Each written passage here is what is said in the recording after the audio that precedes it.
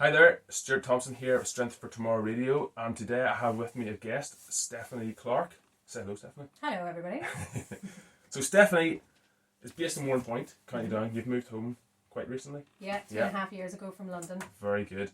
So she is a National Academy of Sports Medicine certified trainer, qualified in level 3 pre and postnatal. That's right. Yeah, and you specialise in women's fitness as well. Yes. Isn't that right? Mm-hmm. And you're also just started running classes for women outdoors.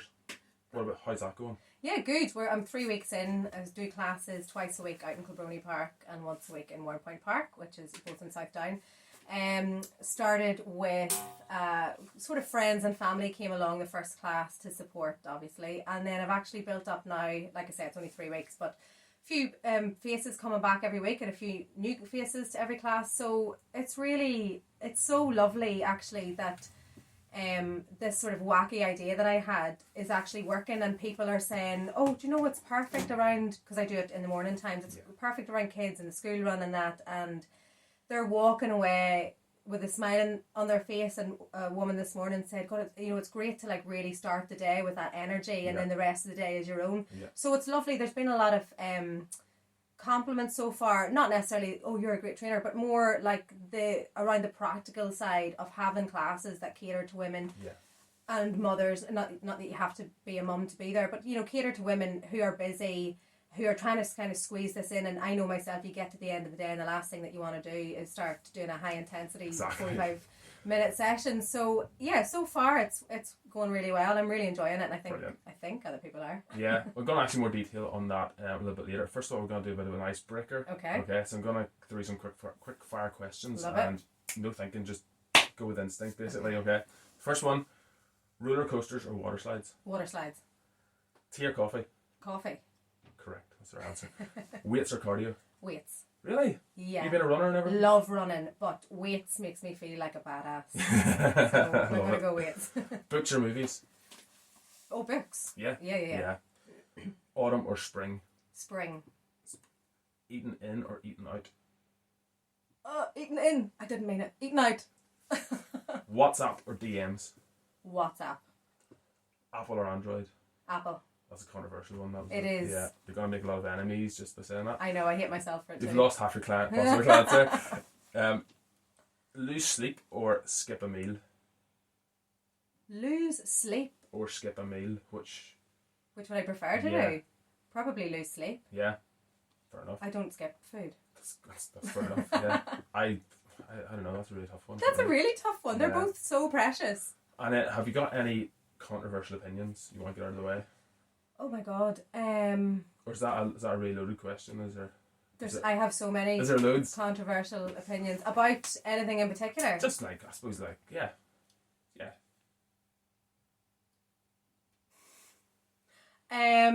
You're just trying to think, who do I not want to offend too much? Is that what you're trying to think? No, I'm trying to think, how controversial do I want to be? How far do we go? Yeah. It can be as controversial as, and more controversial as, should pineapples like go on pizzas? Like, what place does fruit have on a pizza? Fruit has a place on a pizza. Okay, I'm going to go controversial about running, which is my big love. Real runners are all runners, and I know some people think that unless you do events, unless you've got a medal, unless you're pushing for pace, you're not a real runner. But in my opinion, if you run 10 minutes once a week, you're a real runner. You're a runner. That's something my wife always says anytime we suggest about going for a run. I'm not a runner. Yeah. No, that's not the attitude. It's always a running joke. Yeah. I'm not a runner. Excuse the pun. Yeah. I didn't get that. I didn't mean that. Didn't mean it. How did you get into fitness? Like, was running your kind of gateway drug? Was that what got you into fitness in general, or how did you stumble upon it or enter it? I grew up watching my mum work out. She always worked out in the house when I was a kid, and I have a really vivid memory of being, I know what age I was because of the house we lived in. I must have been about 4, and I remember her doing like aerobics in the living room. Yeah. And that was really normal, and I never passed any remarks. And then as I got older, she started going to classes, and she used to take me. When I was very young, I would just sit and watch, and then when I was about 10, 11, in Warrenpoint Community Centre, in the parish centre, I used to join in.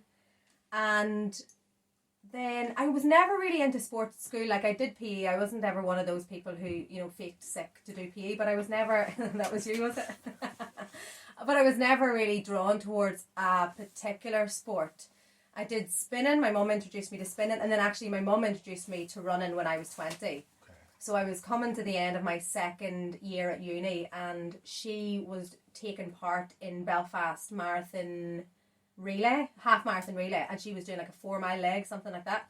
And I have this memory of coming out of a lecture and having a missed call, ringing her back, and she said, "Oh my God, I just ran 4 miles in the relay." And my mind, I remember hanging up and saying to my friends, "You're not going to believe what my mum's just done," because that was such an alien concept to me. I'd never ever run before. I don't even know if I was aware that it was a thing that people did, unless they were an athlete, like a professional athlete.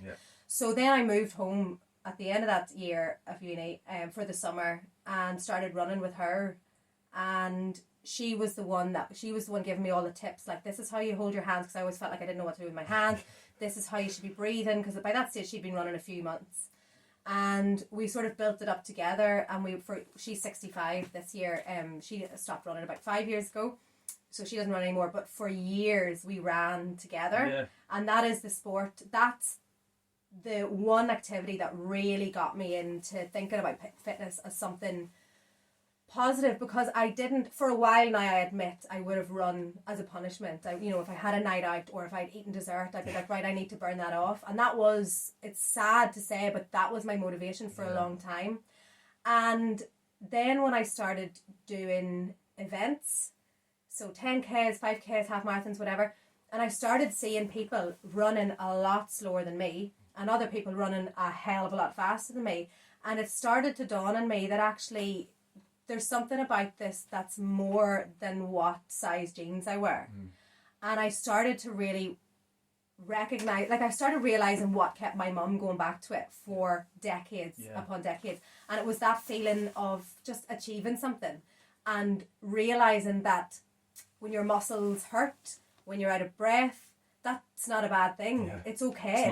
It's normal. And you've pushed yourself, and that's something to be really proud of.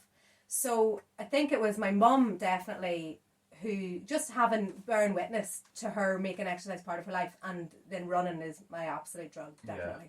Very good, it's a funny one that you said about how, burning muscles, out of breath, sweaty, like those are normal things. And those are the things that people think, why I don't like exercise because I don't like that. I don't like those things. Or I'm no good at exercise because I feel like that, when everyone does. I get people even saying, like, they feel really unfit just because they walk up the stairs and their heart rate went up. But that's kind of normal. Your heart rate should go up when you expend a bit more effort. But it's kind of funny. Or people alternatively think, the effectiveness of a good workout is determined by how sweaty or how tired or how beat up you feel. Absolutely. And it's not always the case, as we know, but it's like human psychology does funny things to us, doesn't it?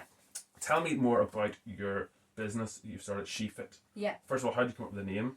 And then secondly, probably just a little bit more detail about the classes and who you're looking for to help in the classes. So the name, I wanted it, so SHEEfit is SHEE. It stands for Strength, Health, Energy, Endurance. And I wanted the name to suggest that it was female focused, first of all. And I also didn't want anything in the name that suggested that this is about weight loss, that this is about dropping sizes. I didn't want anyone to look at what I do and think, oh, she's going to weigh me, take before and after photos, because that's not what I'm about. But it was sort of a happy coincidence that she, meaning belonging to her, actually the acronym stands for kind of my main values, which is helping people to build strength, health, energy and endurance. And it was how I sort of got into it, or the idea of it came, actually, it's not, if I'm honest, it's not my own idea. When I lived in London, 2015, I had my first son, and I was a member of a gym, went to the gym, ran all through pregnancy.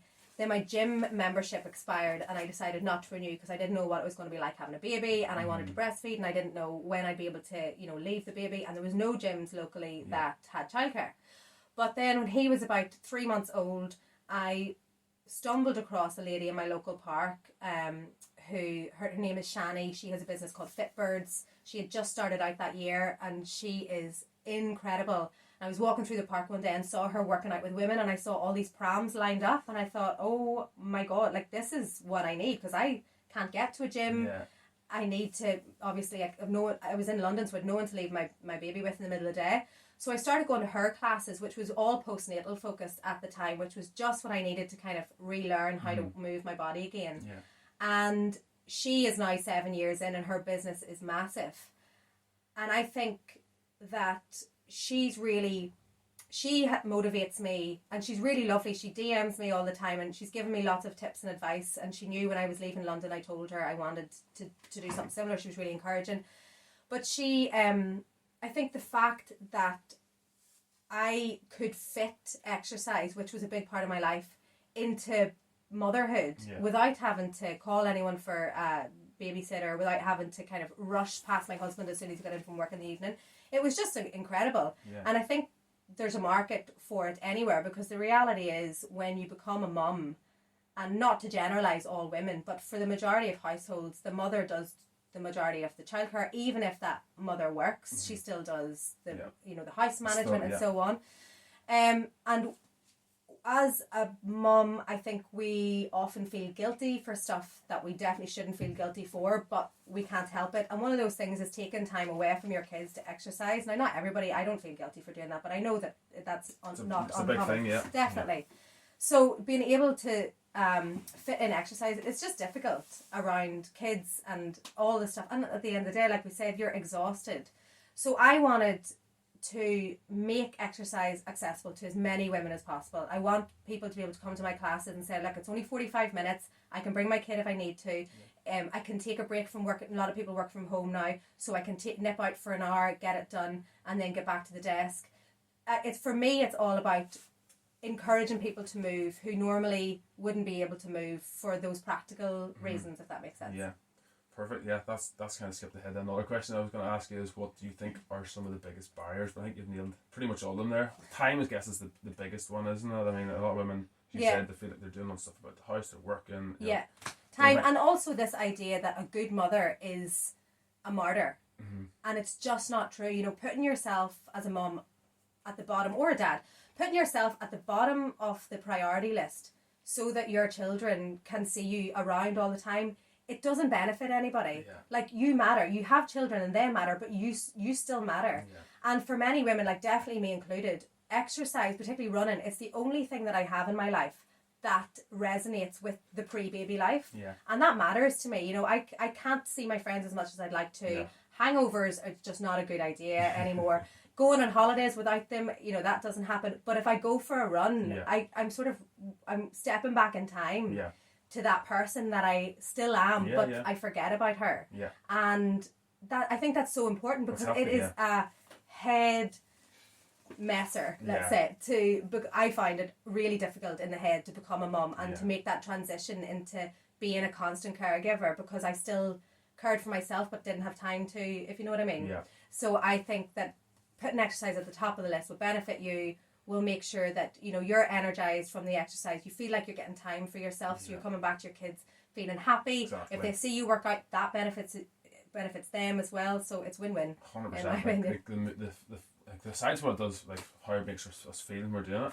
The mood thing you're saying about, like, it's incredible. Like, how much better you just wake up like just a bit pissed off some morning, and then you go out and have a workout, and you're just endorphins are rushing. And then there's no resentment there. You've had that time for yourself, so you're happy then to give for the rest of the day. And like you said, the whole martyr complex of like, have to do this, have to do that, and you can, yes, it's important that, you know, kids need you and all the rest of it, father and mother and all the rest of that, but if you are starting to, like, your attitude's changing, the resentment's just starting to creep in because you're not kind of getting your fix, you know, you're not getting your exercise, you're not getting that release. And that that's identity. That's not going to benefit anybody in the long run, is it? It's going to, there's a lot of stuff there that we could talk about that for the rest of the afternoon. But so you're working in Rostrevor and Warren Point at the minute. Yeah, very good. And you're kind of helping.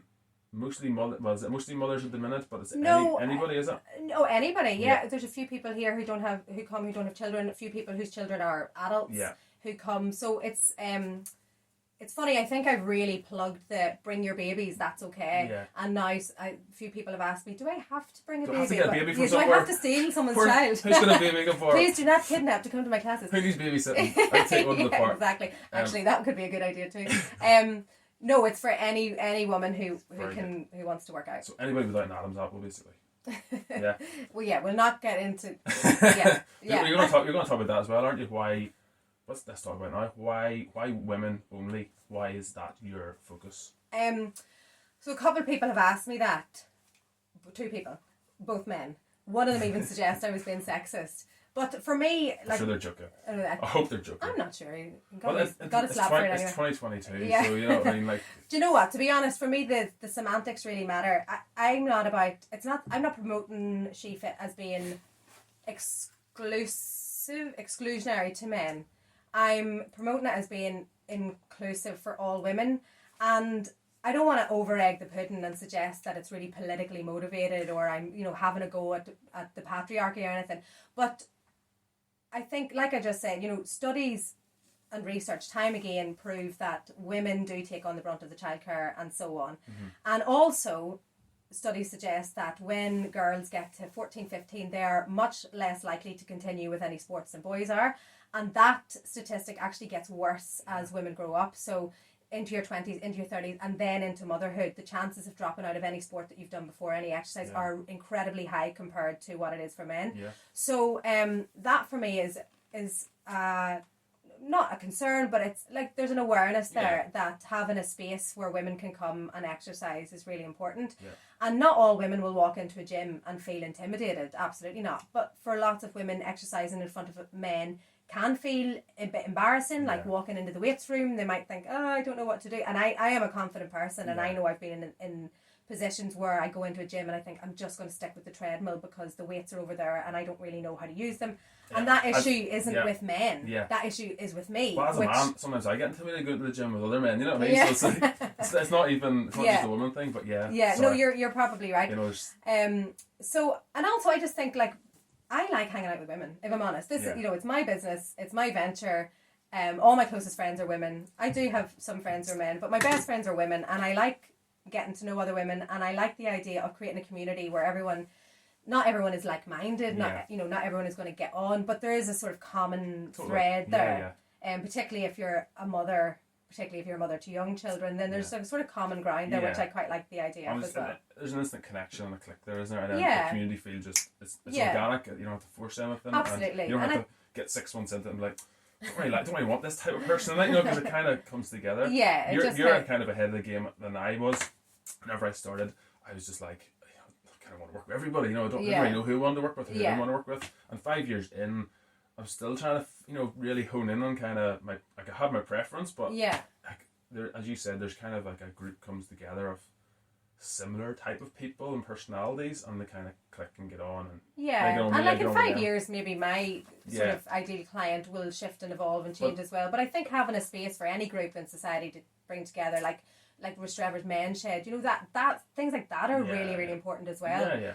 Just having a common ground, it matters if you're spending time with people. Well, like, even like if you think of like how good business is done, it's especially in a crowded space like the fitness industry, the top kind of mentors or business people, they say you need to have a target audience, so people who you want to help, who you specifically want to help, and sometimes you can think that is exclusive or it's going to limit your reach or who you can help, but it actually speaks directly to that person rather than just, I'm going to help everybody. I know, jack of all trades, master of none. I guess good business is exclusive at its very core. And if you write a good ad, it speaks to that person you're wanting to talk to help.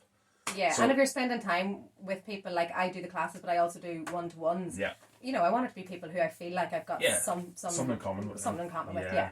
Like, it's funny, if you scroll down Facebook, sometimes they'll have these ads targeted to you and your demographic. So like, are you between the ages of 30 and 35? That's me, we know where you're born whatever year. I'm not 30 and 35 anymore, sadly. That's me, that's my ad, but like they know me, they're talking shit to me, it's like they know exactly all about it. So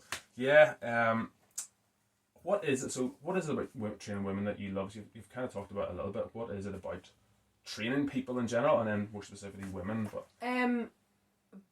I love so much the idea of women feeling strong, because it's not something that's really prioritized. I mean, I can only speak about my own experience and my own sort of messed up attitudes towards my body and fitness and all that kind of thing, but I think it is actually really changing. Like, I think there's hope for the kind of the younger generations. But when I was growing up in the 90s, there was no Women's World Cup on the TV. This big push for female Gaelic football now, you know, that didn't exist. Even last year's Olympics, like seeing those powerhouses of women, I didn't really see any of that. I used to watch like the gymnastics and it was so pretty, and the swimming and whatever. But I think I love the idea of women getting stronger and working hard and putting aside all the stereotypes of what it is to be a woman. Like, women don't lift weights, women don't bulk up, women don't sweat. You know, this kind of nonsense. And I love, like,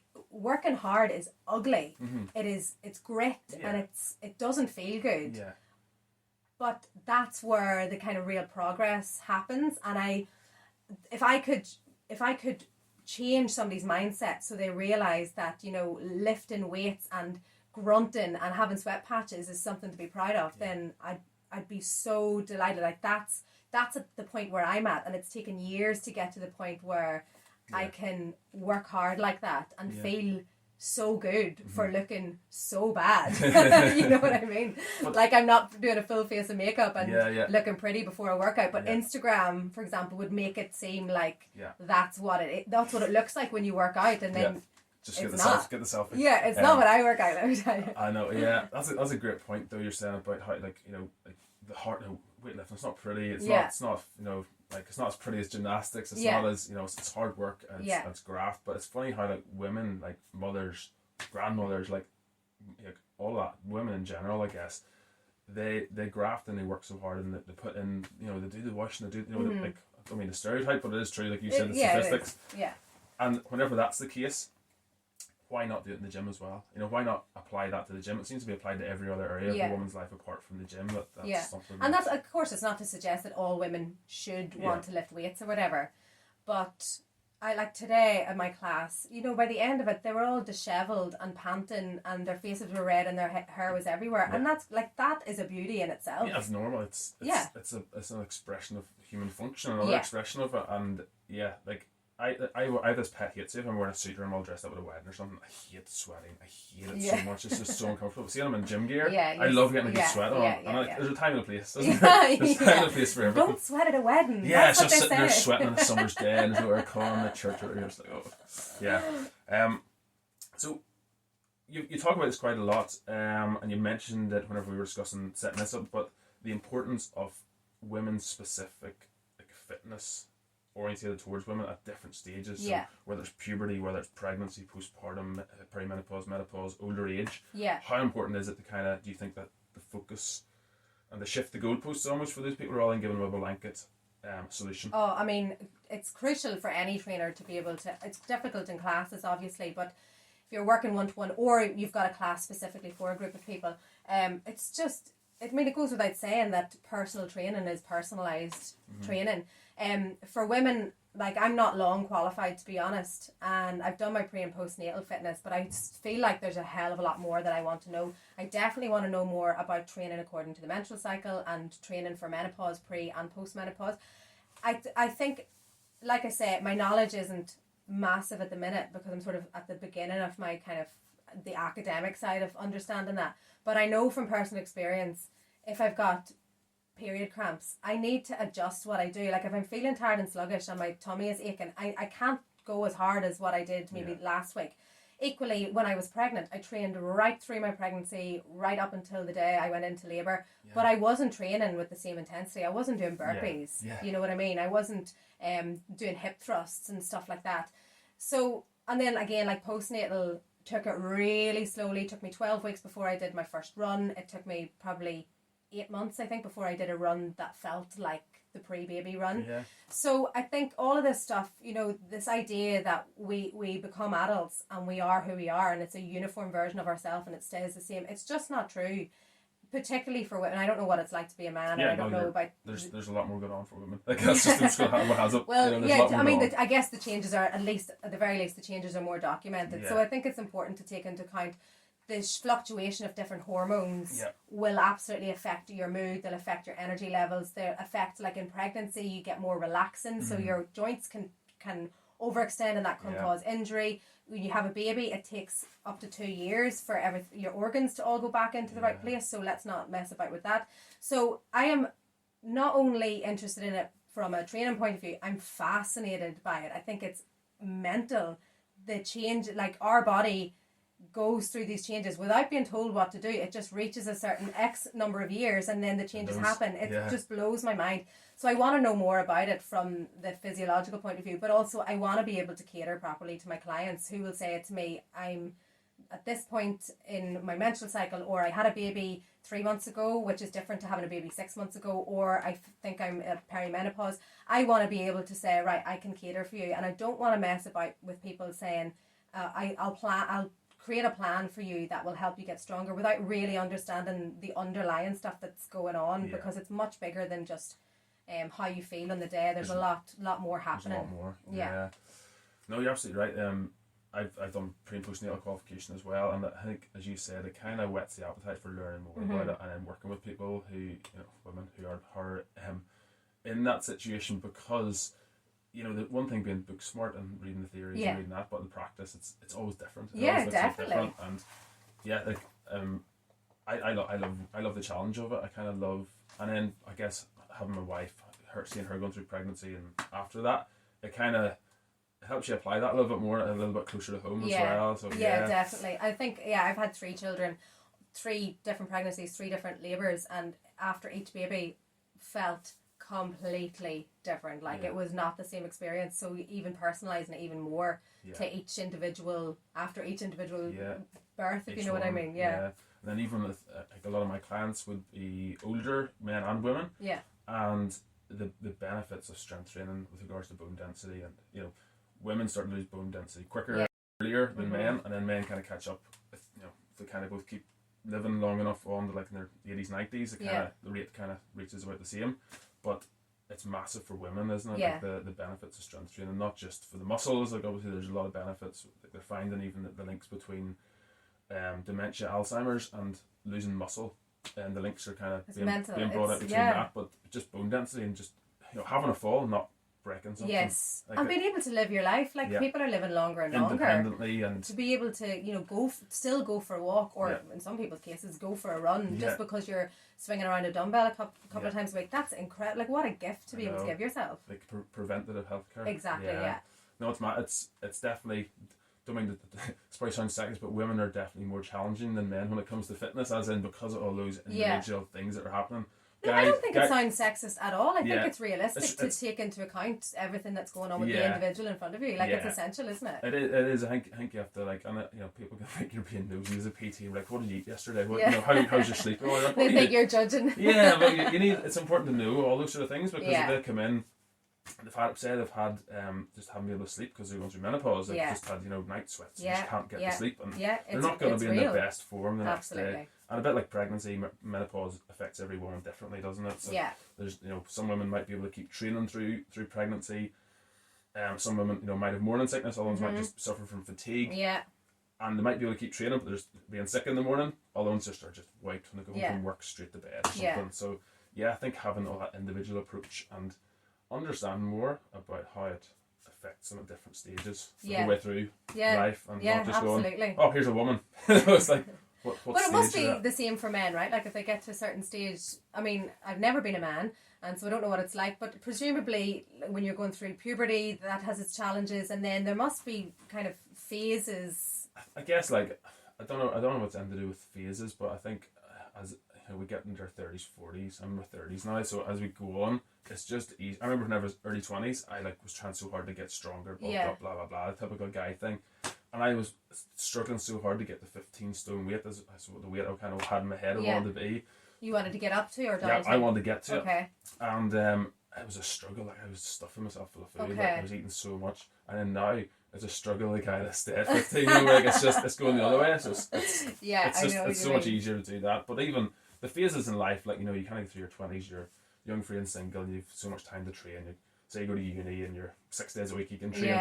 Then you go on, maybe start a business, or maybe you have a family, and now 3 days a week's a good week of training, you know. Yeah, like that's the other thing. It's not just the physiological fluctuations, but it's also the life. You know, if you have a full-time job, it's a different story to being a student or, you know, working part-time, studying part-time.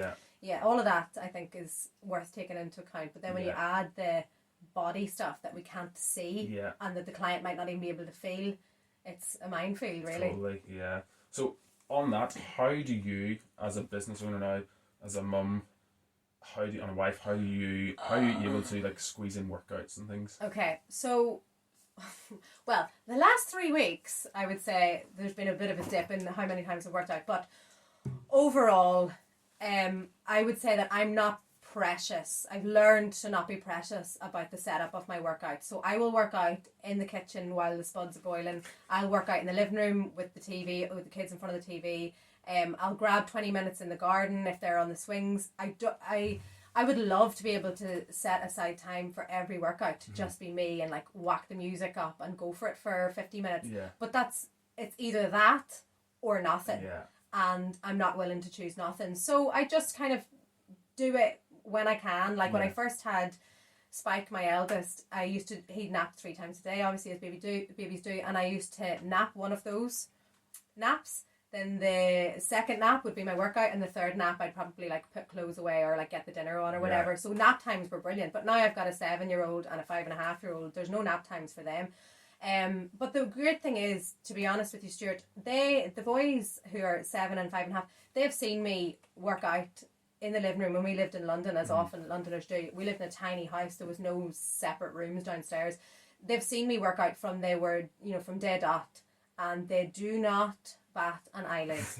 I pick up a barbell, you know, I do my thing, I sweat the bit out. They'll come to me and ask me for something in the middle, and I'll go and grab it in between sets, or if I have to say to them, I have 5 more reps, wait there. And it's so normal for them. In fact, I was telling a friend the other day, after I had my daughter last year, I was trying to do my postnatal recovery, and I was doing sort of a lot of core Pilates based stuff to build up the core strength. And my son came in one day and I was doing bird dog or maybe cat cow or something, and he looked at me. He was only 4.5 at the time. He looked at me and went, "Huh, that's different," because he was so used to me seeing me with weights. And I don't really think I realised that they would actually see me work out. They're aware of it. But it was funny that, you know, he'd seen me picking up weights, and then suddenly I wasn't picking up weights, and he was like, "Huh, that's a different style of training." So I do it, honestly, I do it where I can, when I can. I don't make a big fuss of it. If I look at the clock and I think, right, we're going to football in 45 minutes, I can do squat jumps for 20 minutes. I mean, not 20 minutes straight. You know what I mean? I can squeeze something in for 20 minutes. And that's just what I have to do. In an ideal world, occasionally I do get like a full 50 minutes. I never do an hour. I never do as much as an hour. In the garden when they're all occupied, and then I can really go for it, or when they're at school and the baby's at nursery, but now that I'm back at work, that's kind of shifted. So I'm in a new normal at the minute, but in general it's just getting it done. Like everyone's running around me, the dog's on top of me when I'm in plank, you know, it's real life. Adds to the challenge. Adds to the challenge, bit more resistance to the dog. Yeah, brilliant. What about, how do you approach, say you've got a 1-year-old, right? Just turned 1. So how do you cope if there's like sleepless nights and things? Do you still try and fit a workout in, or do you go, I'm gonna nap whenever they nap, I'm gonna nap, or do you? No, I always wake up every day with the intention of moving my body, every day. And some days it doesn't happen because life gets ahead of me and I'm too busy, and sometimes I choose not to, because I think there's a real difference between pushing yourself, which, you know, past the point where you want to stop, but you know you don't, your body's saying I don't really need to, but your head wants to, and punishing yourself. And training hard on lack of sleep is a punishment, and it won't benefit you in the long run, and it'll make you crabby, and it'll make you more tired. And oftentimes rest is a good idea. And on those days I'll get the foam roller out in the evening, and I'll do a bit of SMR or a bit of stretching. I try to walk the dog every day as well. I'm less hard on myself now than I've ever been, because I've learned the benefit of rest. You know, when you have kids, there are rest days that happen that you don't plan in, and suddenly you go, oh, I feel okay training today. I wonder, is that because I didn't do anything yesterday? But if I'm tired, I also remind myself that you know, for years and years I woke up when I was an English teacher and the alarm would go off and I'd think, I can't go to work today. And yet I did. And yet I got through it. So I do also try to remind myself that there's been many times when I thought I can't do You today. don't feel like, yeah. And then I do it anyway. Yeah. And I also might reduce my whatever I plan to do from 50 minutes to 15 minutes. Yeah. You know, any movement is better than nothing in my opinion. Yeah.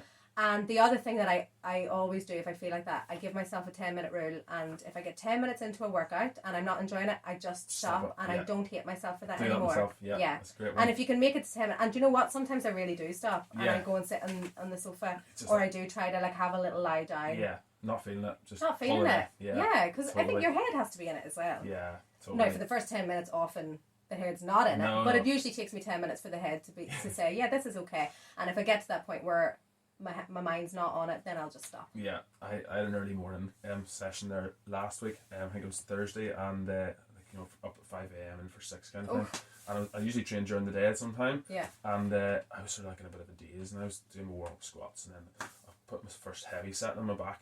I went down and was like, oh crap, this is heavy. And I just like all of a sudden every sense switched on. But it's kind of like that, you know, you're gonna be a bit of a daze, and then all of a sudden, whoa, what was that? So sometimes it takes that to kind of sometimes it does take that to wake you up. Exactly. But no, I think it's a good point. There's no one size fits all. You know, you hear a lot of PTs going, "Well, just get up at 4 a.m. It takes 4 a.m. Do your workout." I hate all that. Never miss a Monday. No pain, no gain. It's just creates a really messed up attitude to exercise. I think you have to be like either like not have kind of be retired or not have a job or not work or not have a family to be able to execute that all the time. Yeah. You know, everyone's got stuff going on. And there's so much unpredictability when you live with other people, whether they're your kids or not your kids or Yeah, totally. No, that's excellent advice. And what are some of your pet peeves with the industry, apart from that, like giving the industry a bad name by telling everyone they have to work out on 2 hours sleep and you should always train? Yeah, that's one. Like the train regardless of whatever's going on in your life is just complete nonsense. Like it's not possible. You can get through a workout, but is it going to benefit you or is it going to harm you? It's probably going to harm you if you've had no sleep or if you're not fueled properly.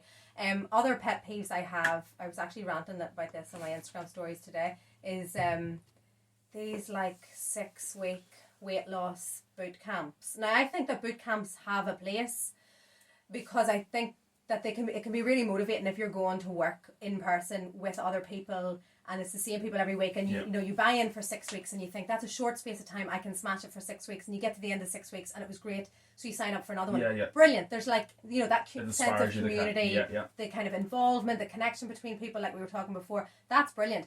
But I absolutely hate, particularly when other female trainers are saying, get rid of your bingo wings, get rid of, you know, get your beach body ready. It's just, we're too far into the 20th century, 21st, I apologise, century, for that crap. And it perpetuates this messed up attitude towards quick fix, absolutely, without taking into account that really if you want to maintain a healthy lifestyle with exercise or without exercise, the head has got to be there first. It can't just be about moving your body to achieve a goal in 6 weeks and then expect everything else to fall into place and stay there forever. There's a lot of habits and a lot of lifestyle factors have built up over years, and to think you can change that in 6 weeks is delusional at best and like harmful and deception at worst, I guess. I know, and sometimes I think, you're cashing your money and what are you really doing for these people? And like I say, like I really do think they have a time and a place, and definitely some people have gotten into exercise through these kind of short bursts of boot camps and stuck with it, and that's fab. It's a few though, isn't it? It's not the experience of the vast majority of people who sign up to them. I think sometimes like as trainers as well, you almost, because of the way the world is and the way it's like the industry is, you nearly have to go along with the marketing of that and then educate people through it and hope that they kind of get it, and like you go, wait a second, this isn't just about getting a before and after picture, like this is about so much more. It's not about, you know, looking sad and I always take a piss out of this, but like looking all sad and pale and I know, and the really bad light. Like, I know exactly. And then the next one was like, you know, I know, I think it's hilarious. Yeah, I know. Hilarious. It's and like, I don't want to. I know what you're saying. Like you do sort of have to buy into it to an extent, but I don't want to. And I know that people will see me promoting my stuff, or they'll listen to this and they'll think, that I'm not the trainer for them, and that's absolutely fine. Like if I'm not the trainer for you, then there will be a trainer out there for you. Yeah. But I'm not coming at you with a pair of calipers. Yeah. I'm not handing you a set of scales. I'm not asking you to write down your weight every month. Like it's not happening, because for me, I like movement is golden. Like to be able to invite people to move with you, to teach them how to do things properly, to then maybe get X amount of months down the line and they don't need you anymore because they're confident to do it themselves. Like that's amazing. Yeah, and sometimes we put the two of them on the same plate, so like exercise and nutrition. Mm-hmm.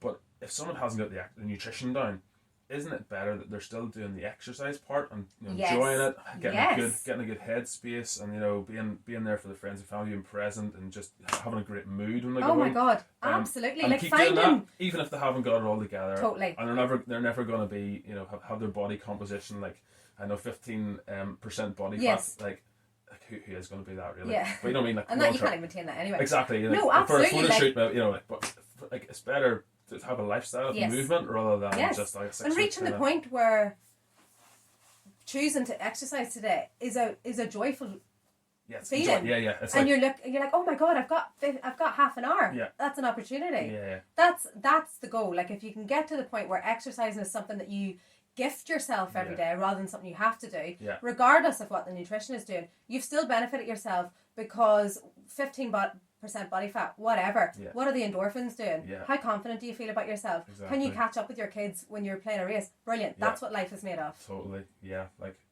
the nutrition, like, yes, it should go side and side, but in another sense, it should be compartmentalized almost to try and go right. They're interlinked, but there's a whole education to be done in both of them in order for them. And not everybody's goals is to be a certain size, shape, have a certain aesthetic or whatever. And a lot of time it is that aesthetic kind of thing that people the visual thing, it's rather than how they feel, like measuring that rather than how do you feel today. Like, keep a diary. Tell me how you feel every week or every day. Yeah. Don't rather than tracking your calories, or maybe even rather than tracking your workouts. Just how do you feel after workout? Totally. I mean, there's so many ways to track progress, and it's not always measured by how many inches on your waist you have. Yeah. Probably a similar question is, what are some common misconceptions about personal trainers that you think need corrected? Well, one that I had until I became a personal trainer was that every personal trainer should look like a personal trainer. And even when I was just like starting to promote my classes and stuff, I had a baby 12 months ago. Yeah.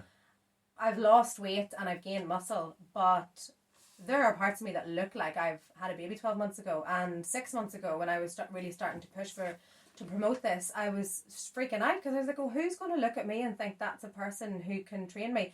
And now I realise, well, I'm training people, and I'm doing it well, and I'm planning these great classes, and I'm planning great personalised programs for my one-to-one clients, and I don't look like a fitness model, and that's okay because the knowledge is there and the confidence is there, and I'd like to think that I'm bringing something to their day that they wouldn't get from an online trainer, for example. So that was a big one for me. Like that was a hurdle that I got over without really realizing that I needed to get over it. Yeah, no, it's a massive one. It's something, even from the very start, whenever I first got qualified and started doing this full time, it was always something I was thinking, people kind of do judge you by how you look, or what sort of shape and stuff you're in. And in one sense, I suppose you can use it as a motivating factor to kind of not let yourself completely go. Yeah. But in another sense, is like, well, what if that person has a hidden illness that we don't know about, and that's their job and that's what they're doing? Yeah.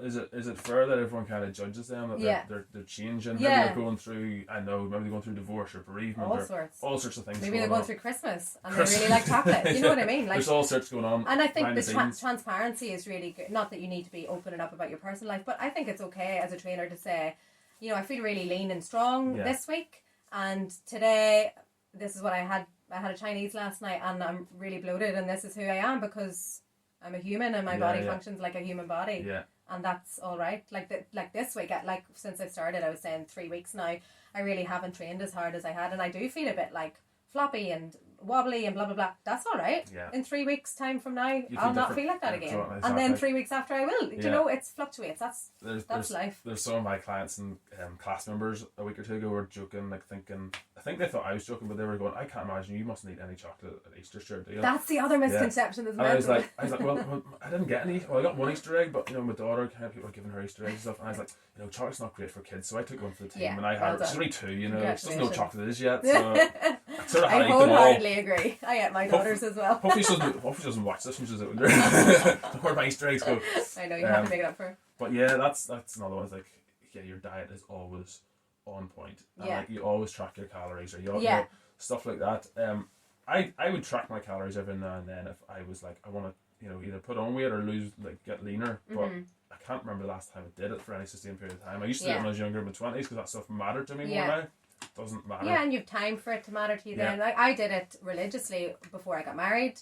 Looked unreal in my wedding dress, and then didn't do it at all until my daughter was 4 months old. So didn't do it after I had the boys. Last August she was 4 months old and I started tracking my calories. I had just really relaxed and like enjoyed getting back into training after she was born.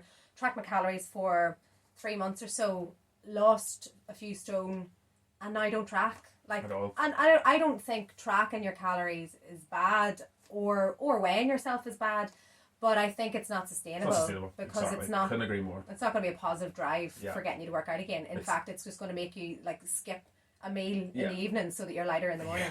I see it as like an audit almost. You know, like if you're like getting your accounts ready for your Yeah. Every once in a while, I just go, right, what's going on here? Yeah. Where's the money going? Where's the income and like going? Yeah, that's same a thing good way with the of looking at calories. I don't think it's anyone expect you to kind of do it perpetually. Yeah. Keep it going. And I think some people do, and that's a shame. Like, what a way to live. You're like, not that I don't mean to be judging if people are doing it. I'm very happily doing it, but If they feel it's they not have for to me. do it, It's not for me. Yeah, totally. Any other misconceptions you think about trainers? What about the one like they all trainers always enjoy their workouts and they Oh my always want to God. train? I mean, I do, don't you? Like it's the amount of times like we just chatted about like the amount of times that you know you just have to go and start moving, and then if you like it you keep doing it. If you don't like, do it another day. You know, there's just that is a big one. Like, I'm not always motivated at all, but I am always consistent. That and all trainers can do everything. Like, I have never done a pull-up. I'd love to be able to do a pull-up. I can't do a pull-up at all. yeah. I know. I remember putting so much pressure on myself to be able to do like, you know, more CrossFit stuff before I started doing this. And I mean, CrossFit looks unreal. like- People who like- do it are machines. muscle ups and like you know, handstand walking, all these things. And why do like, they make it look so easy? It's not I even know. fair. But like having gone through the process and trying to get better at those things, it is Yeah. amazing how much closer you can Yes. get, like the steps you take, and you Yeah. can put in the work like anything else, you get better at it. And Yeah, you, I am going to you start do. CrossFit when my daughter's at school and I have more time. Yeah. That's I'm just being real. Until then, it's the Cro- kitchen workouts. CrossFit's kind of like whatever you make it, though, really, isn't it? Like as long as you kind of like have something like that you know, measure it. So Yeah. it's, you know, Yes, if it's- yeah. like you can kind of make your own CrossFit workouts. Yeah, at home you and probably with body can, weight actually. or otherwise. There's lots of CrossFit ones where it's just body weight. But Yeah. some of this It's crazy sort of the skill pull-ups stuff. and muscle-ups and stuff that Yeah.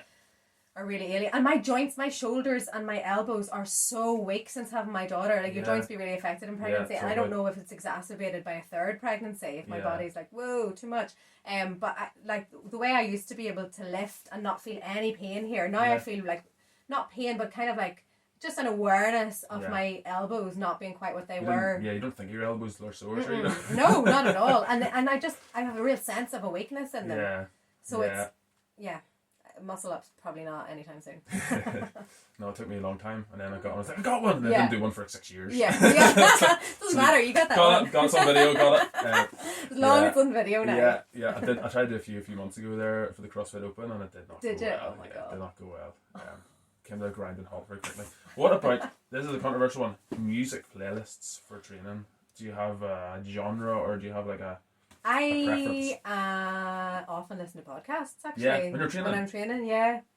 Particularly if I'm doing weights and it's nice and slow, like a slow burn, then I don't mind a little chat in my ear. If I'm doing HIIT, if I'm going for a long run, I'll start with a podcast and then switch to music partway through. But I like dance, so I like a bit of Swedish House Mafia, Charlotte de Witte, who's a German DJ. I don't know who any of this is. Just like just hard dance. Basically, I'm trying to relive my I'm going running and in my head I'm on a sweaty dance floor, just having the time of my life. Or hip hop. I like old school hip hop. Yeah. I like a bit of Kanye. I like Lil Nas X. Anything with a heavy beat to it. I'm absolutely obsessed with. Do you know Euphoria? Have you seen that show? I am obsessed with the I don't think soundtrack. so. It's unreal What's to it work on? out. Or where? It was on Sky. Okay. Sky Atlantic. No, I haven't seen it. So good. So Yeah. good. The soundtrack. And the music was. The soundtrack like, is incredible. It's Labyrinth. Do you know Labyrinth? I don't. He's a producer. Is it Some on? singer. Is the soundtrack on Spotify? Spotify. Is Yes, it? Yeah. yes, I yes. must It's check it lovely. out. It's really Must good. have I like it to work out too. Yeah. But yeah, anything with a heavy beat or a podcast, complete other direction. Yeah, I like listening to podcasts, but only when I'm doing something like really like I don't know, like driving or Like something. a- yeah, or even like a I have it little on podder. here when I'm doing some work in the Yeah, office. yeah, I'll have yeah. it on, but say if I'm training, I have to have like cranked up, heavy. So what's hard. your music of choice Oh, then? like Guns N' Roses. Oh really? Yeah, Oh right, like, heavy. like any of that sort of stuff. Yeah, Like yeah. something like Foo Fighters. All Okay. that. Just something Oh, and then Foo crank Fighters. it up to the Oh. max, just to Yeah. kind of drown out my own thoughts and of Oh. telling me not to do it. You know, like don't do it, Stuart. Don't get under the bar.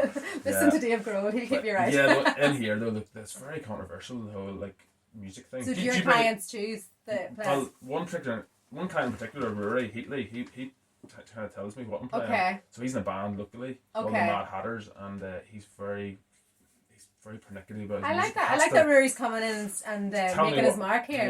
Yeah, and sometimes I have to drop in a bit of Ed Sheeran or something. Just keep some other people happy, like normal people. Keep the yeah, masses like happy. yeah, keep the mainstream. But yeah, do you have a speaker? Do you a speaker out to the park? Or I anything, have a Richard? speaker Yeah. I take to the park, yeah. Have you got any complaints yet about music choices? Or? No, I haven't No. actually. I mean, I think Wait I'm for it. working them Wait. too hard. Yeah, that must be the key. No, I haven't had complaints. Maybe nobody feels confident enough To complain, yet yeah. to say wise up. Do you know what? I actually am a bit more mainstream with my class choices. Like I try not to put I anything used to be. with swear words in it Okay. because some people bring their kids. Yeah, I don't think yeah. anyone's really listening, to be honest. Yeah. But That's every fine. now and again, so I'll put on some stuff that maybe like lesser known stuff, and then every 2 or 3 songs I'll put in like a Missy Elliott or something, a nice hit that Yeah, everybody yeah. will recognise from their younger years. Yeah, I used to like tailor it towards who my clients were. So if I had Good like idea. younger clients, I'd Yeah. have like a younger contemporary Yeah, playlist. I yeah, thought I was yeah, so smart yeah. with it. And then if there's like older clients in, I'd have like like classic rock or something.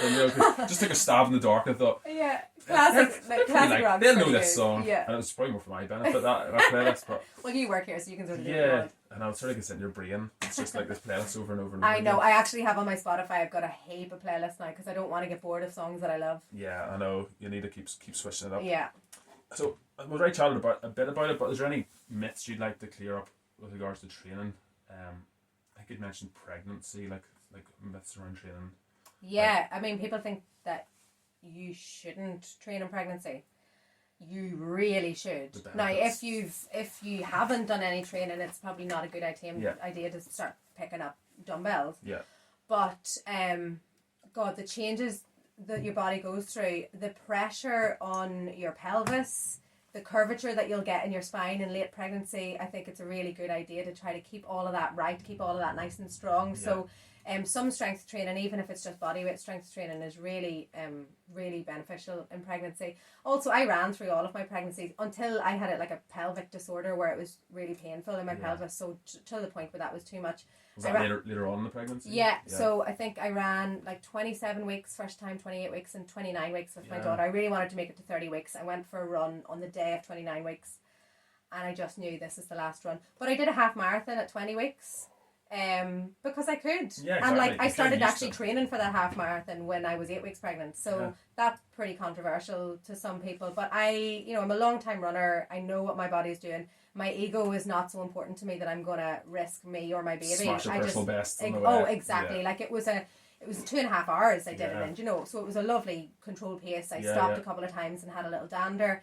But I think women should be trusted to know their body. There's lots of rules about not getting your heart rate up too high. I ignored them. Yeah.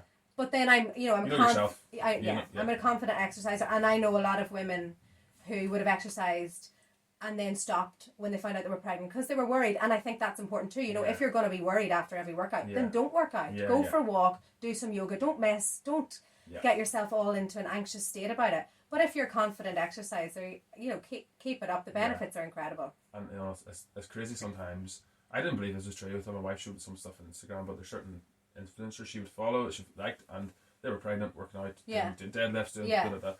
And the amount of like stuff people are Yeah, saying underneath, yeah, like yeah, yeah. judgment. Yeah, I know. Like, It's what are you mental. doing to your baby? Yeah. And it's like, well, she's not smoking, you know, Yeah. she's not like drinking. Like, she's clearly done this for Yeah. quite a long time Yeah. beforehand, so why not? So she knows what she's doing. Yeah, she knows And she the does. other thing was, I've got a message from somebody on Instagram because I shared quite a lot when I was pregnant with my daughter, saying, well, she said, first of all, she suggested that I speak to a therapist who would help me get over my body issues that were the driving force to me exercising. Whereas I was exercising because I wanted to be strong. Because let me tell you, carrying around a baby all day, breastfeeding a baby Heavy. 18 times a day, you need to be strong for that. Yeah. So first of all she said that, and then she said, eventually you're going to have to accept that your body is just a home right now. And I'm not accepting that it's just a home. Yes, it is a home. It's not just a home. My body's a machine and it's well oiled, so I'm going to keep oiling it. And then another woman messaged me one time and said, I don't mind, like it's up to her, I don't mind if women train during pregnancy as long as they're not lifting heavy weights. I mean, what is heavy? There's no Define heavy, yeah. Exactly, yeah.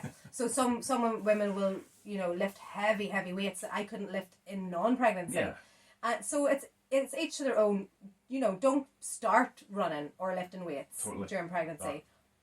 Drop back the intensity or stop completely if you're going to be worried about it. But otherwise, it's a really good idea, and it's time away from your life, that you can just have for yourself. Because when you're pregnant, people only talk about the baby. No, that's an exaggeration. How are you feeling, of course, and are you getting enough rest, all of that. But it is a lot about, are you excited about the baby and when's the baby due? And it's nice to just think about your body as being your body and not just the kind of cocoon for this little baba for a while. Yeah. I know it's some I guess some people get their validation from it being that, and it's amazing what the body will do. Like, that's a massive thing. For some people, it's the biggest and most impressive thing they'll ever do with their body, because maybe they're not into fitness or anything, and that is like, it's an unbelievable feat. Like, it is unbelievable. And 3 pregnancies later, I can't believe that my body did that with no mental effort for myself. I didn't make decisions to grow those nails or to grow that hair, or it's mind-boggling. And the detail is crazy. Yeah. So what is SHEEfit's message? What would you say is, like, if someone a lady listening to this and they're in that sort of 1 point or Streva or Nuria type area, what is your message? How do you want to help them, or what can you do for them, do you think? I want to work with any woman who either has a real kind of mental barrier to exercise, who sees exercise as something that has to be done in order to cancel out behaviours or food. I want to not teach, but I want to remind women the power that they have in their bodies, and that being strong is so much better than being a certain size, because if you're strong, you can be strong forever. And that strength and that energy will allow you to really live. Like, my bio on Instagram used to be something like working with women to help them. Oh God, what was it? Something about bed. I can't even remember now. It was really good at the time. It's a shame I can't remember. I hate that Insta bio. It's like, because you fill it in and then you're like, I'm not going to delete that, I know. It's really good. And it works. And then I got a qualification. I had the qualification. I was going, it was exercise to enhance your life. So that's what I really want to remind women, that exercise can make your life better. Will make your life better. There's nothing to be lost from doing exercise. You can only benefit from it because it will make you stronger. It will make you see. So this is one of the most incredible gifts that running has given me. It will make you see that challenges can be overcome, not just in running. Like, you can run to the point of exhaustion, and that doesn't seem like that equates to having a bad day at work or relationship troubles. But when your body is used to going through these challenges and you come out the other side, you sort of subconsciously apply that to other things in your life, and you realise that meeting a wall or a barrier or a challenge isn't the end. You can push through. And I honestly think it's so powerful to be able to make the decision to work hard to the point where you don't want to work hard anymore, and rest, and then get a craving to go back again.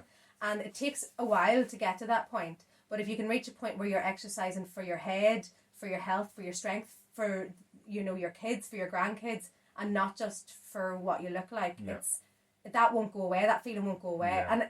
And I definitely still grapple with the aesthetics thing, and I still like look in the mirror and wish I could change this and this. We're pushed by every single side. Everywhere Exactly. you look, we're always inundated by that message, aren't we? So yes. I think it's important like for you to have your message to push it out Yeah. there, to kind of push back against it. Yeah. And people are feeding themselves with kind of good content rather Exactly. than toxic. And I don't want to suggest for a second that I've reached a point of real peace with who I am and my body, because that's not true. Yeah, but my goals are like, tone up my arms and increase my deadlift weight. It's not just tone up the arms. Totally. I want to run further. I want to run faster. I want to run with my kids. I want to get my kids into running. Yeah, yeah.